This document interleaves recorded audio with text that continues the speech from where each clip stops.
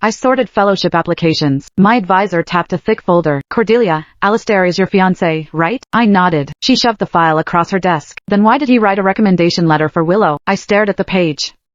Alistair's sharp handwriting bled through the paper. I recognized those violent loops instantly. He put real effort into this. My advisor flipped the pages. It spans pages. I forced a smile. Yeah. He rarely commits this hard to anything. I scanned the final paragraph. Willow faces intense poverty with unyielding optimism. Funding her graduate studies abroad will entirely rewrite her destiny. I stake my personal reputation on her character. She deserves this. I snatched my phone and typed a text. You love playing savior and rewriting destinies, don't you? His reply flashed a second later. ? I ignored it. Rewrite her destiny all you want, Alistair. I already erased you from mine. Alistair's mother smiled across the dining table, raising her wineglass. Alistair, once you both get to London, you have to look out for Willow. She's Cordelia's best friend, after all. Treat her right for your fiancé's sake. My fork froze against the porcelain plate. Willow was already on her feet. She held her glass with both hands, casting a timid, upward glance at him. Alistair, I really couldn't have done this without you. Editing my thesis, writing that recommendation. I wouldn't have landed this master's program offer in a million years. This toast is to you. Alistair lifted his glass. He tapped the crystal rim against hers, a sickeningly gentle smile pooling in his eyes, a softness he never directed at me.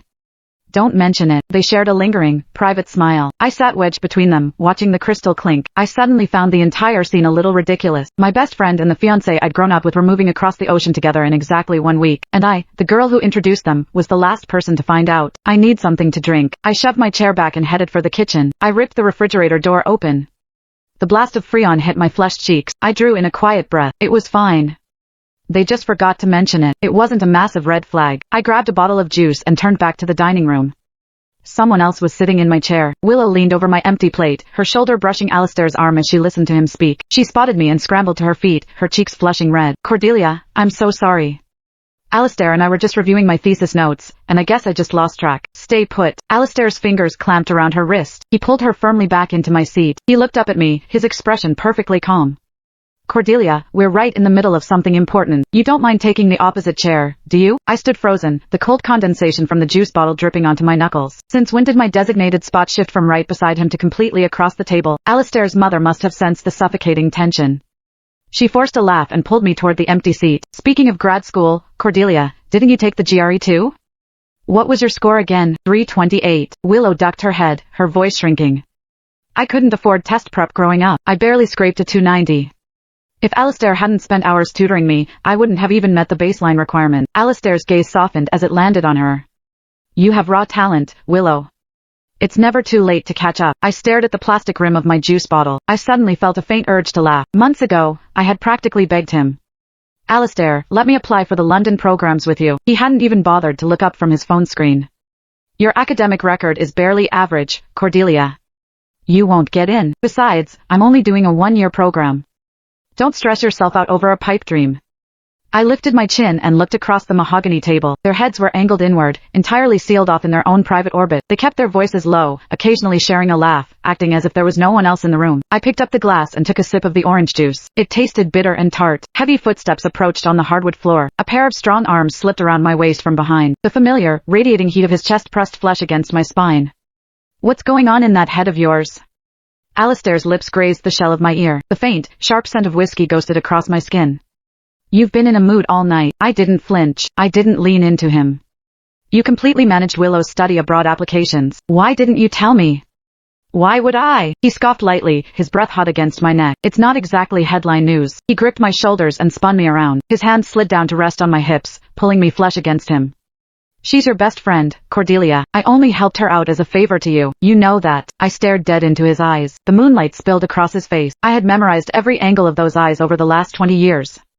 Right now, I was staring at a total stranger. Did you honestly forget? I whispered, the silence stretching tight between us. I originally planned on applying, too. He paused for a second, then laughed it off. Stop messing around. He dropped one hand from my waist, using the other to pinch the bridge of his nose. Her GPA isn't like yours, Cordelia. She can't compete with the other applicant. You're different. You're brilliant. You'll land on your feet anywhere. He paused. The sheer entitlement in his voice made my stomach drop. Besides, our families already agreed we're getting married the second I finish this program. You don't need a master's degree. Once you're my wife, I'm not exactly expecting you to be the breadwinner. I stared straight into his eyes, spacing out every single word. Are you actually serious? His brows snapped together. He finally caught the razor edge in my tone. but the words spilling from his mouth didn't change track. Cordelia, I never thought you'd get territorial over something like this. She needs this a hell of a lot more than you do. She has nothing. Academics are her only way out. You aren't like her. You have your family's money, you have this engagement, and you have me. He closed the distance between us. His head dipped, his voice dropping into that soft, placating register he always used to coax me. Just let her have a win for once. Can't you do that? My lips parted, but my lungs refused to push a single syllable up my throat. I pivoted on my heel to walk away. Cordelia. His arms banded around me from behind. The sharp edge of his jaw dug right into the crook of my neck. I've had too much bourbon to drive. Stay the night. I didn't make a sound. He tilted his head, his mouth grazing the sensitive skin below my ear. I'm leaving so soon.